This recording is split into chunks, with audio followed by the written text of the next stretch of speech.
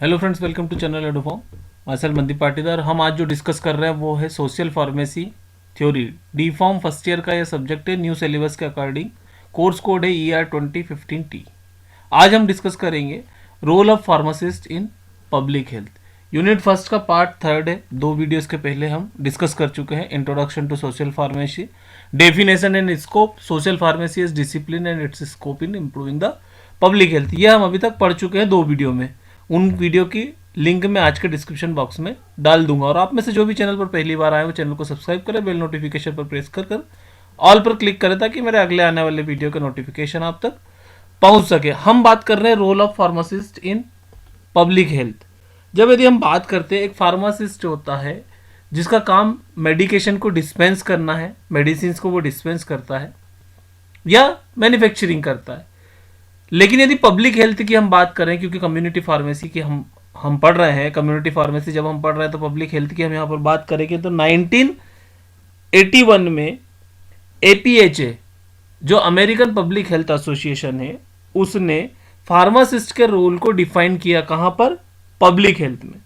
उसने कहा कि जो फार्मासिस्ट है उसका काम केवल डिस्पेंसिंग और डिस्ट्रीब्यूशन करना नहीं है मेडिसिन का, उसका काम जो है इससे भी कहीं ज़्यादा है। यदि हम आज फार्मासिस्ट की बात करें, पब्लिक हेल्थ के फार्मासिस्ट या कम्युनिटी हेल्थ में जो फार्मासिस्ट है उसकी बात करें, तो वो पब्लिक हेल्थ एडमिनिस्ट्रेटिव के भी काम करता है।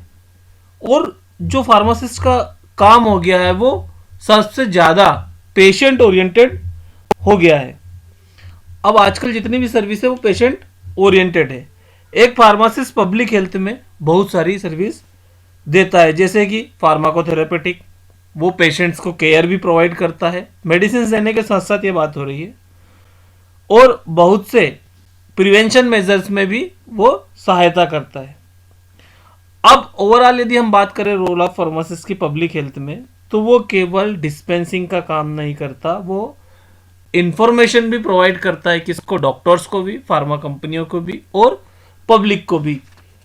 अब यदि फार्मासिस्ट की पब्लिक हेल्थ सर्विस में हम बात करें तो इंडिविजुअल फार्मासिस्ट की एबिलिटी पे डिपेंड करता है।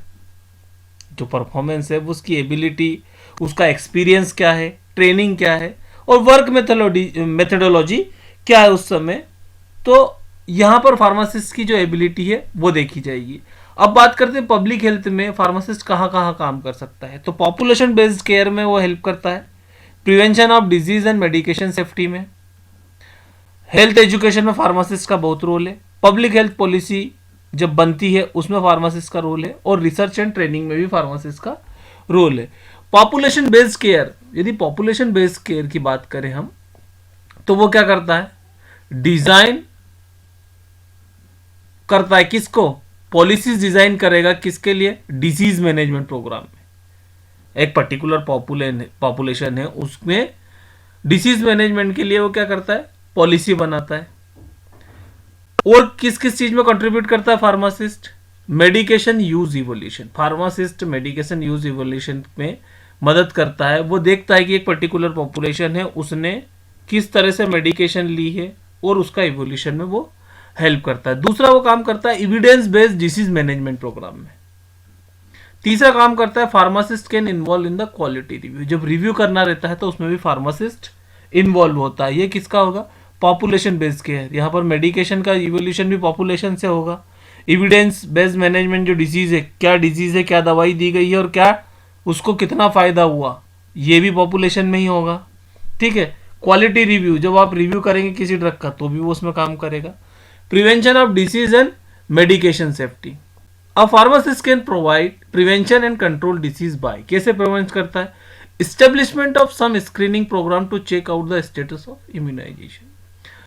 एक स्क्रीनिंग प्रोग्राम तैयार करेगा फार्मासिस्ट, जिससे पता चलेगा कि जो इम्यूनाइजेशन का स्टेटस है वो कितना हुआ। जैसे अभी हम बात करते हैं कोविड वैक्सीनेशन का, तो ये जो इम्यूनाइजेशन होता है इसके लिए वो स्क्रीनिंग प्रोग्राम तैयार करेगा जिससे ये पता चलेगा। डिसीज और मेडिकेशन की सेफ्टी की बात करें, साथ ही साथ identification of some undiagnosed medical condition. जो अनडायग्नोस्ड मेडिकल कंडीशन है उसको भी डायग्नोस करने की कोशिश करेगा, उसको आइडेंटिफाई करने की कोशिश करेगा जब वो मेडिकेशन देगा और पेशेंट से बात करेगा, उसको क्या प्रॉब्लम हो रही है उसको समझने की कोशिश करेगा। Drug therapy mismanagement control by this method. जब स्क्रीनिंग हो रही है, इम्यूनाइजेशन की स्क्रीनिंग हो रही है, उसको पता है कि कोविशील्ड में 12 से 16 हफ्ते का जो गैप हो रहा है और कोवैक्सीन में 4 हफ्ते का जो गैप है, तो स्क्रीनिंग यहाँ पर बराबर होगी तो मिस डोज होने के कारण चांसेस काफ़ी कम है। और इससे क्या होगा कि जो पेशेंट का है हॉस्पिटल एडमिनिस्ट्रेशन जो है वो भी काफ़ी कम होंगे, नंबर ऑफ हॉस्पिटलाइजेशन जो होंगे पेशेंट के वो कम हो गए इन चीज़ों से। अब हेल्थ एजुकेशन की बात करें तो हेल्थ एजुकेशन में क्या होता है, फार्मासिस्ट यहाँ पर जो कम्युनिटी फार्मासिस्ट होता है उसका बहुत इंपॉर्टेंट रोल होता है। सबसे पहले तो सेफ और इफेक्टिव मेडिकेशन के बारे में वो फार्मासिस्ट आपको बताएगा, और इसके अलावा जो दूसरी बातें होती है वो होती है एक्सरसाइज के बारे में बताएगा, न्यूट्रिशन हेल्थ के बारे में, हेल्थी न्यूट्रिशन कौन कौन से लेना चाहिए, टोबैको पे सेशन वो करेगा। ये कुछ ऐसे इंपॉर्टेंट एरिया जहाँ पर फार्मासिस्ट अपना रोल प्ले करता है। इसी के साथ साथ जैसे कि हम बोल सकते हैं वो स्कूल में जाके सेमिनार्स कर सकता है,